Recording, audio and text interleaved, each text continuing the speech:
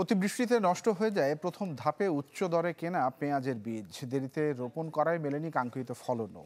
এসবের পর এখন মড়ার ওপর খাড়ার ঘা হয়ে দেখা দিয়েছে দরপতন। তাই মাথায় হাত পাবনার পেঁয়াজ চাষিদের। বলছেন, কৃষকদের স্বার্থে সাময়িকভাবে বন্ধ রাখা হোক পেঁয়াজ আমদানি।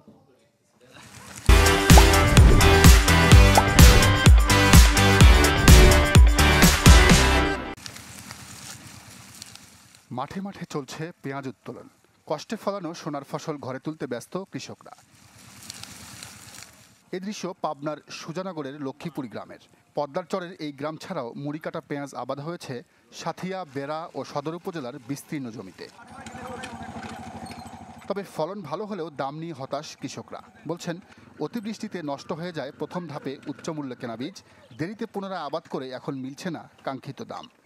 কার্তিক মাসের দিকে একটা বৃষ্টি হয় আমাদের এলাকায়।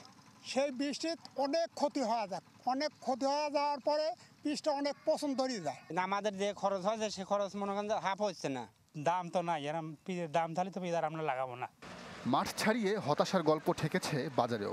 স্থানীয় বড় পাইকারি বাজার চীনাখরা হাটে প্রতিমন পেঁয়াজ বিক্রি হচ্ছে 1400 থেকে 1500 টাকায়।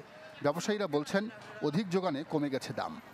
বর্তমানে বাজার চলতেছে মনে করেন যে 2300 টাকা ছিল, এখন বাজার আছে 1400 থেকে 1500 টাকা, আবার 1200 যায়।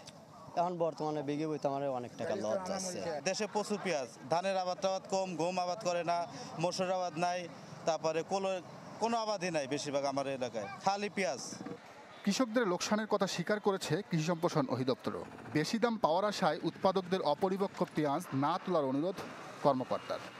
তারা যেন পরিপক্ক পেঁয়াজগুলো যাতে তুলে বাজারে নিয়ে আসে এবং যে পেঁয়াজগুলো এখনো ছোট আছে এই পেঁয়াজগুলো যেন তারা পরিপক্ক হওয়ার পরে বাজারে নিয়ে আসে। জেলা কৃষি সম্প্রসারণ অধিদপ্তরের হিসাবে চলতি মৌসুমে পাবনার 8580 হেক্টর জমিতে আবাদ করা হয়েছে মুড়িকাটা পেঁয়াজ। উৎপাদন লক্ষ্যমাত্রা ধরা হয়েছে 1,20,000 টন।